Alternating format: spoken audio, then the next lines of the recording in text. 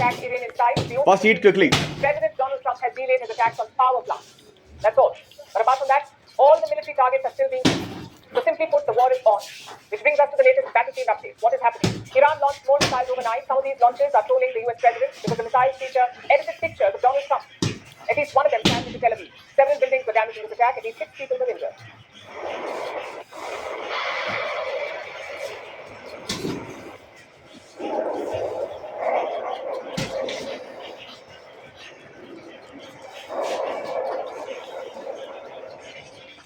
Another missile hit northern Israel, and this comes after 2 major hits over the weekend. So clearly, the cost is rising for Israel. We're seeing more Iranian projectiles reaching the Iron Dome. Over in the Gulf, the intensity appears to be falling. Projectiles were fired at Saudi Arabia and Bahrain. So far, no damage has been reported. In the Strait of Hormuz, the situation remains unchanged. Iran's military continues to be in charge. We've seen the US try to destroy some of Iran's maritime capabilities, yet Tehran appears to be confident. They say they can control the strait without laying free mines. Given our sufficient dominance and capability, there is no need to lay mines in the Persian Gulf, and we will make use of every means to ensure security whenever necessary. Which brings us to the other side. Israel continues to bomb Lebanon to the north. They hit parts of Beirut and southern Lebanon. So far, 1,000 people have been killed in these attacks. That's 1,000 deaths in Lebanon. Plus more than 1 million people with displaced.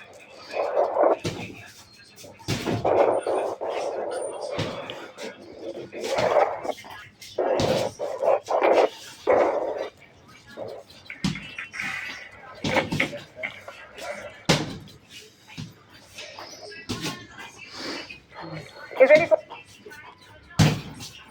the tanks are moving in. We told you about this before. Israel sees Lebanon's Litani River as its boundary. Their goal is to control the area to the river south. And what about the people living there?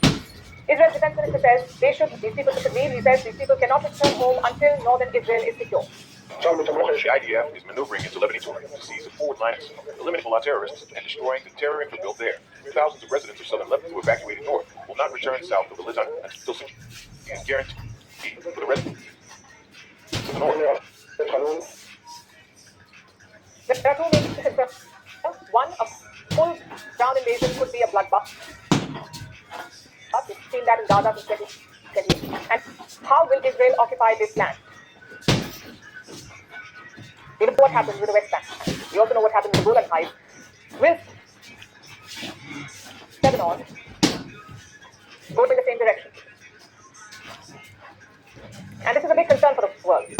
Yesterday, French President Emmanuel Macron on Israel, he said occupation cannot lead to peace. Et c'est pour ça qu'elle I'm with others would like us to know that security can only be ensured by invasion and NATO. Lebanon finds this one thing: the power of universality.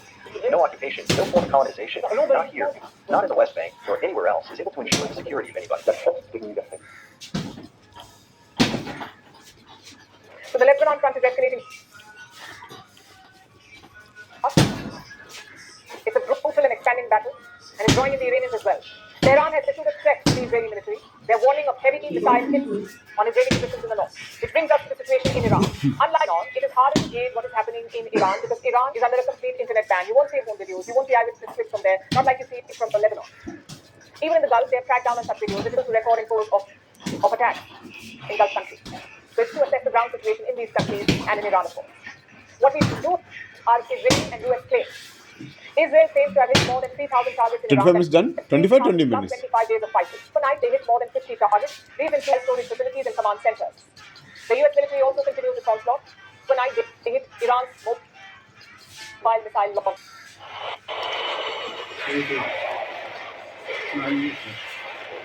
30 minutes you are keeping? Very good. The US military claims Iran is desperate, which thankfully is not surprising. This is an existential threat for the Iranian regime.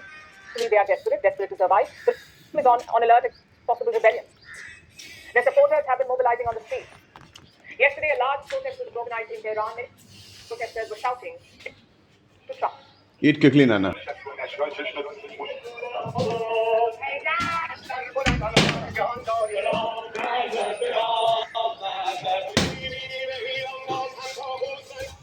Iran is desperate, so is Trump. He wants a quick resolution to this war. Yesterday, that he wants a deal with Iran. Basically, this is not some fight. This is a fight to a deal. The question is, who can broker such a deal, and where are these talks heading? And that's our next story.